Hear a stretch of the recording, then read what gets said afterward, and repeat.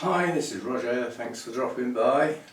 A while ago we had two items of bad news, and I said it always comes in threes, doesn't it? I've been waiting for the third one, it had to happen. Just mixing up a large amount of feed to do all of my pots.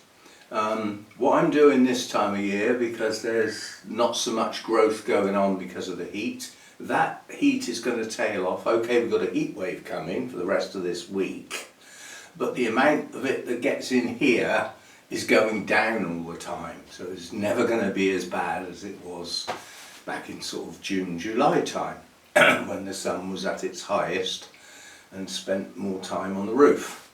So we've got that going on, and so basically what I used to class as a separate set, the cooler, shadier set, Masdevallias, Draculas and some others, Restrepias, I included my Paphiopedilums in that set as well. They fitted in with it better than they did with the normal pots. But basically I've included those two sets together now, so they get watered at the same time, so that's quite a lot in one go. You know, it's basically take away the Cymbidiums and the Pleonies and it's what's left, because I also do time it so that the mounts come in on that day. So it's a large amount of feed and water. It's not very strong, it was 235, TDS of 235, which is a little high possibly for the cooler, shadier set, but they seem to be managing okay with it. And talking to some of the others, I've been feeding mine quite low, quite honestly, so I think they'll be okay with it. Also Mathers are feeding at higher levels than I do. They're probably not feeding so much now because they've got a hell of a job keeping their place cool. Anyway, it comes in threes, so I'm in the middle of doing this. So the first thing I do is I put my feed in, check the TDS, and when I'm happy that the TDS is where I want it and it's had a good stir, I check the pH. Now pH meters take a while to settle into a true reading. They tend to fluctuate a bit and then they just settle down, give you a decent reading. So I always take some of that water out into a glass and stand the pH meter in it, being careful not to go above the line where you basically get inside the meter, because the whole meter is not waterproof. And I dropped it in the water. Number 3. I grabbed it as fast as I could, give it a good shake and dried it with my hand towel as fast as I could. And it started throwing readings all over the place. So it may well be ruined. If the water's got in on those electronics, they can have shorted. All sorts of things can go wrong if water gets into printed circuits and things like that. So it may be ruined and I may have to get another one, which is a pain in the whatnot, because I've got to find one the same as that, because it was different to most others. And I've got to get it and wait for it to arrive, and then I'll have to calibrate it. Although it says it's pre-calibrated, they're never spot on when you get them. So I could go a week or more now without a pH meter. Wonderful. So it'll be guesswork, you know, it's awful. All I know is that the RO water at the moment has got quite a high pH. I add my feed in at these sort of levels. The feed drops the pH, but it doesn't drop it anywhere near enough. So I've been adding the citric acid to lower it down. And that's quite strong stuff. Yeah, so I have to go very careful and add it a little bit at a time, let it dissolve, do another check it, do another, you know, until I get it where I want it. But it's a bit of a faff. But on that subject, because that goes to one side now, what I've done now is I've opened the blind on the window, which I haven't been doing because it lets the heat in. The sun comes in and starts hitting things. I've just noticed it's on my guitar, so I need to go and move it. Not the window, the guitar. So basically I've put the pH meter in the sun on the windowsill. I would have put it out in the garden in the sun, but the sun's not round yet. Still quite early. So it's in the sun, which will warm it. Now, that might just dry it out enough that it starts working again. I don't know. It's got to be worth a try, isn't it? Right, and on the subject of pH, Isa did a video where he said he was doing something that's never been done before, which was checking the pH of his RO water. Well, I've done it. I might not have filmed it, but I have done it. Because I was always... I did it when I changed the filters last time on the RO unit, and that's another subject. So last time I did that, I thought if I check what the RO water comes out like now, and it came out with a TDS of 8, sometimes 9, but thereabouts, and it had a pH of 7. It was actually 6.9 on one reading. You can allow for that tiny little bit of difference being an error on the pH meter, because you know, unless you pay an awful lot of money for a scientific instrument, you know, it's not going to be that accurate. But within a couple of points is all I need. You know, if my meter says 6.3 and it's actually 6.5, that'll do. You know. So anyway. So I decided to check mine, and as the RO unit was on yesterday, I thought, well, let's just get some fresh RO water, bring it in here and we'll test it.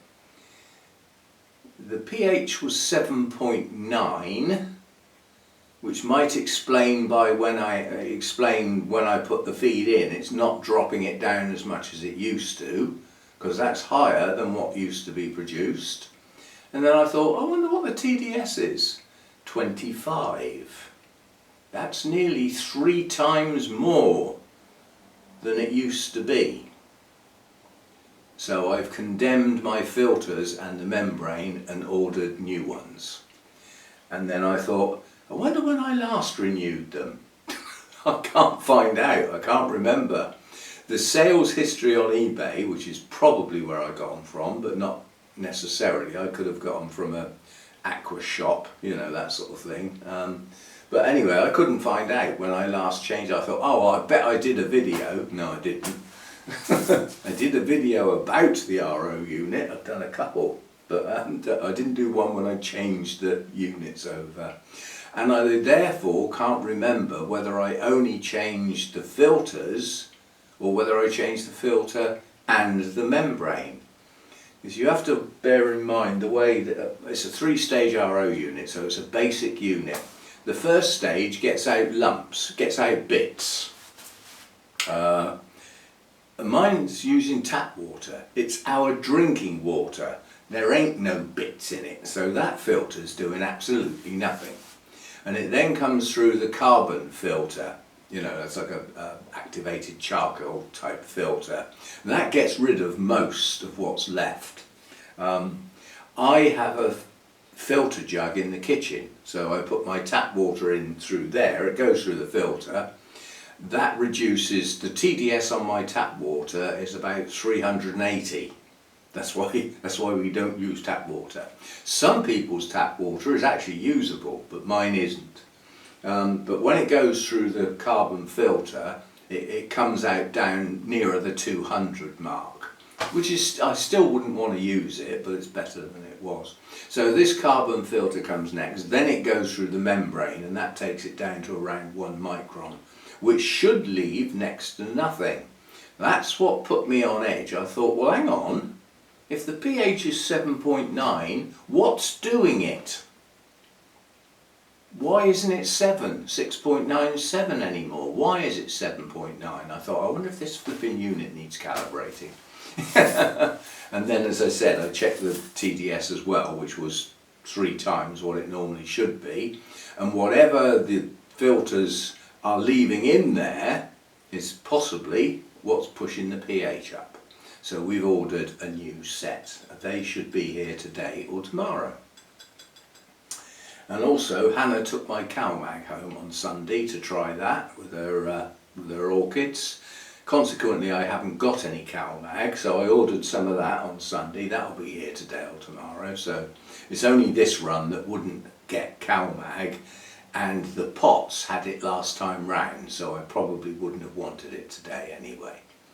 So yeah, that's what's going on. So I've now got feed water and I don't know what the pH is.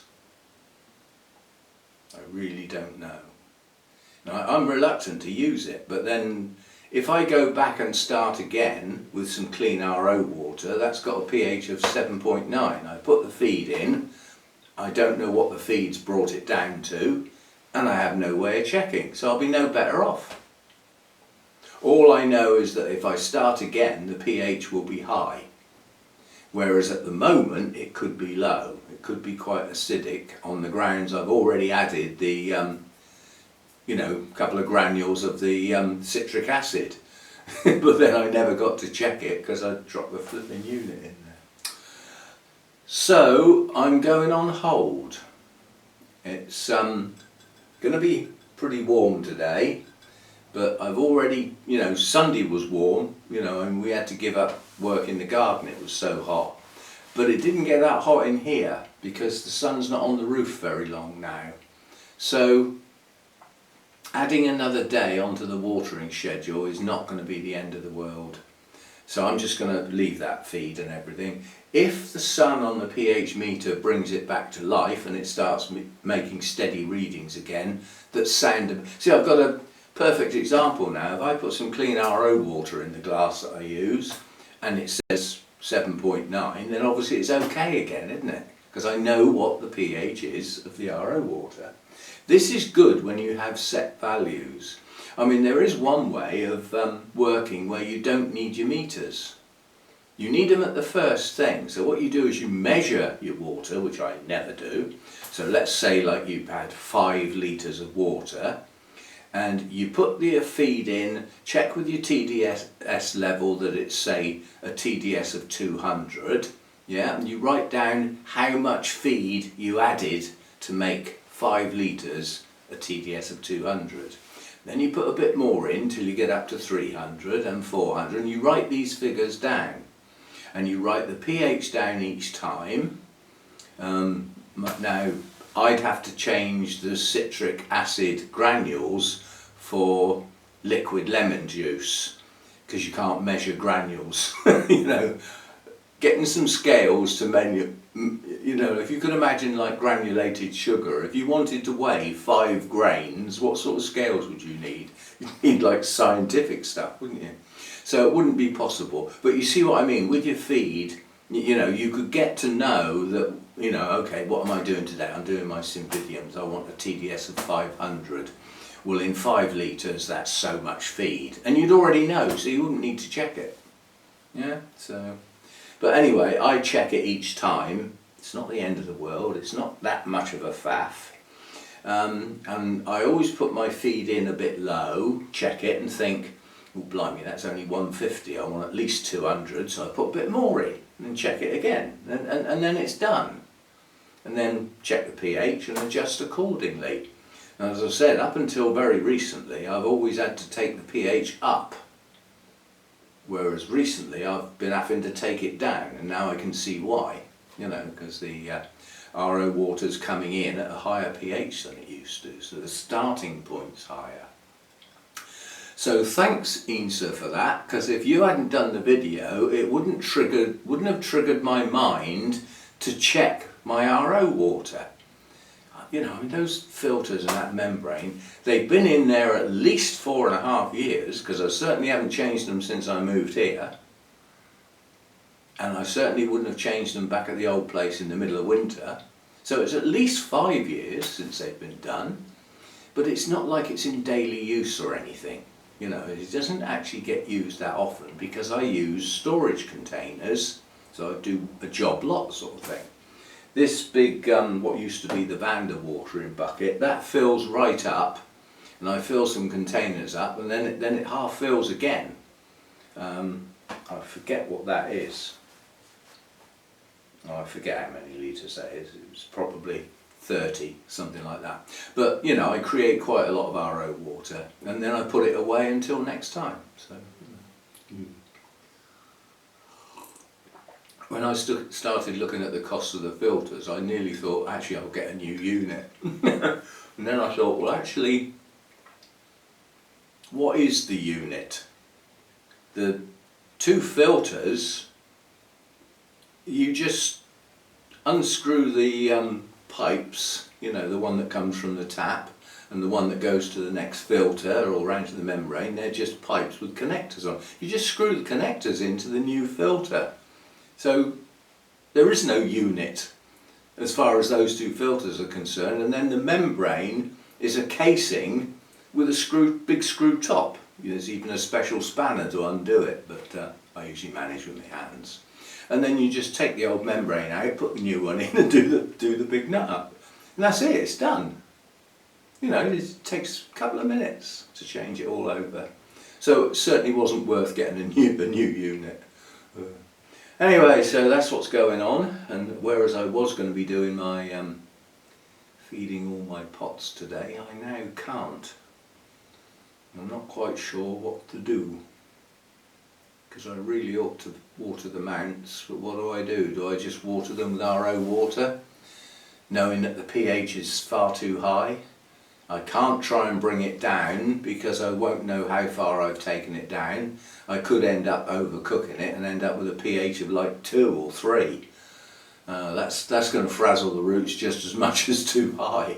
So I don't know what to do now. I'm a bit stuffed. I'm relying on that pH meter to dry out and become functional, which is a bit of a risk, because if it doesn't, what am I going to do? Because I'm going to have to order one and I've got to wait for it to arrive. The only thing I can probably do is, if they do them on Amazon, is actually get a, you know, pay for the next day delivery. eBay don't offer these things, you know, the company you order it from, you know, they tell you it will be 2 to 3 days or it will be 2 weeks or whatever they tell you, and then they often don't stick to it, you know, they say. Yeah, it's a bit of a pickle losing the pH meter. The feed I could guess quite well by looking at the colour of the water, because the feed is a rich brown. You know, it looks like this sort of seaweed liquid looks like that. It's actually got seaweed in it. But yeah, I could go by the colour. You know, if it's quite a browny colour, it's too strong. And if it hasn't changed the colour at all, then I've hardly put enough in. But yeah, it's a bit of a pickle. So that's number 3. I knew number 3 would come, and it has. And you'll be pleased to hear that the A31, one of the main roads from east to west across the forest, is still closed, and is closed until further notice while they deal with that fire. Now, although they say they've got it under control, they're expecting to stay there for at least another couple of days because we're entering another heat wave. And it's getting a bit breezy out there. You know, heat wave and a bit of breeze, you only need a little ember, a little glowing ember, and the wind get at it and it'll catch, it'll go again. So they're hanging around, you know, there's a lot of fire trucks and a lot of personnel, you know, keeping it under control basically, but it's destroyed a massive amount of forest and heathland, and possibly all the wildlife that was in it.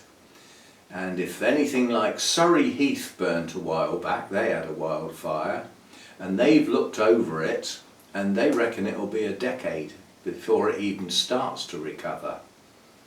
And a couple of years ago, Holton Heath burnt. And that was when I was with Bournemouth Orchid Society. The guy who used to host their garden party, Holton Heath, was opposite his property, the other side of the lane basically. And because of this, they went back there as part of that news item to see how it was recovering. And it seared the ground. It's sort of mainly, it's only a very tiny amount of topsoil, and it's a sandy sort of thing.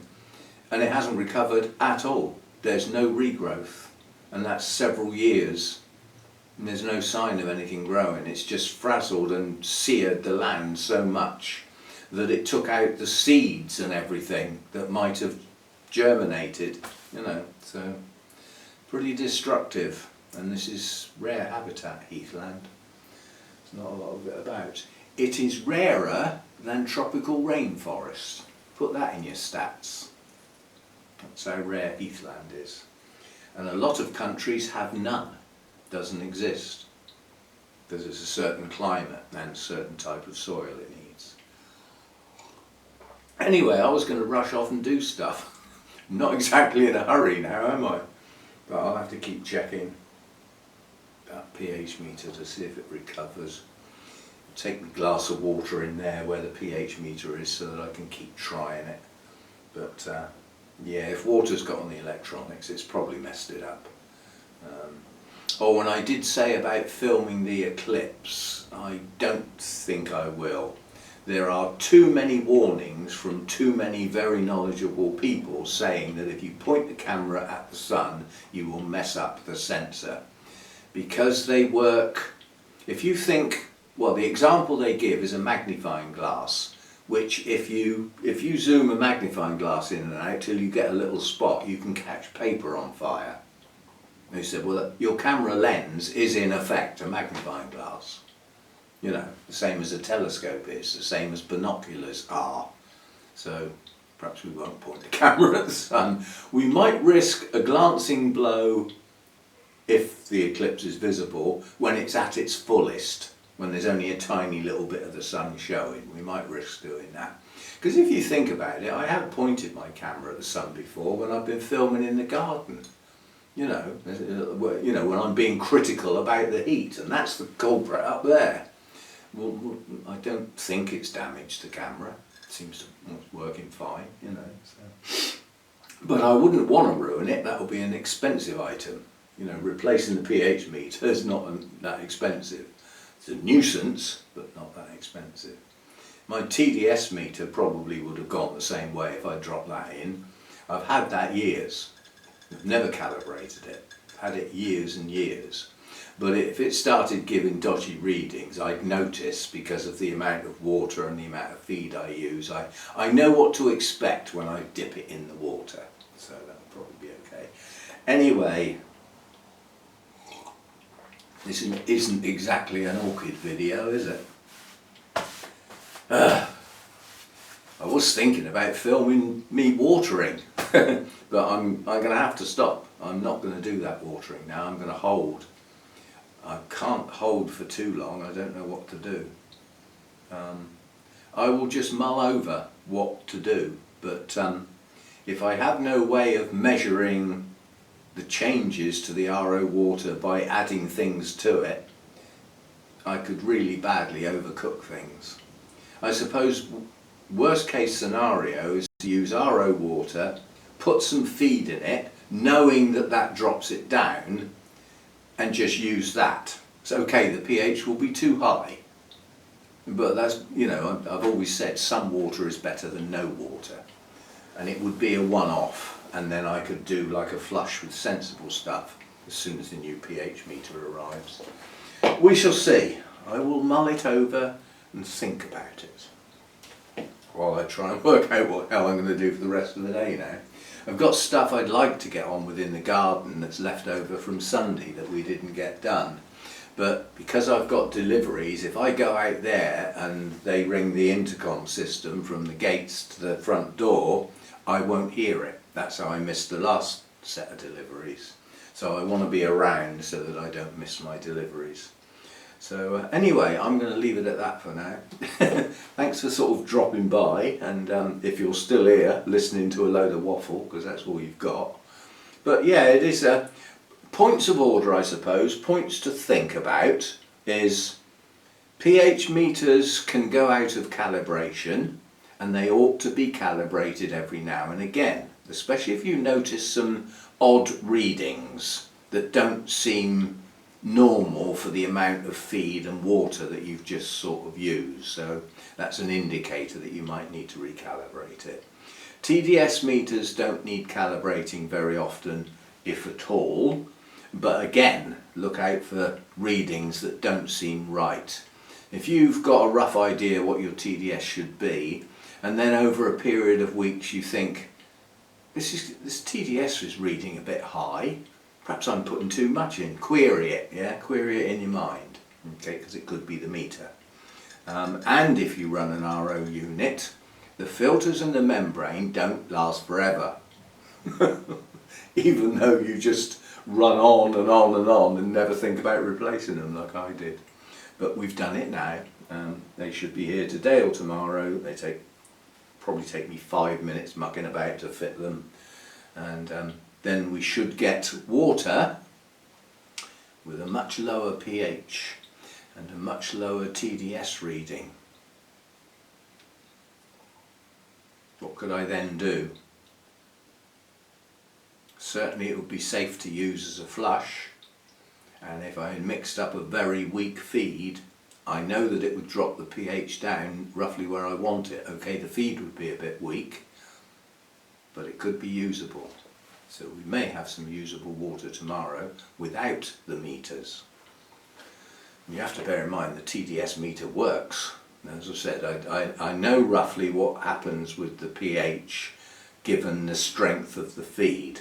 So irrespective of the amount of water, if my feed is going to be around the 200 mark, it's going to drop the pH a certain amount, and I know roughly what that is. So as long as I know the pH start point, the trouble is I won't be able to check the RO water because I haven't got a pH meter at the moment.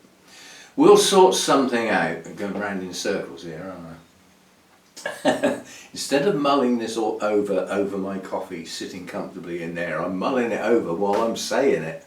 That's why we're going round in circles. So we'll pack it in, and I will see you next time.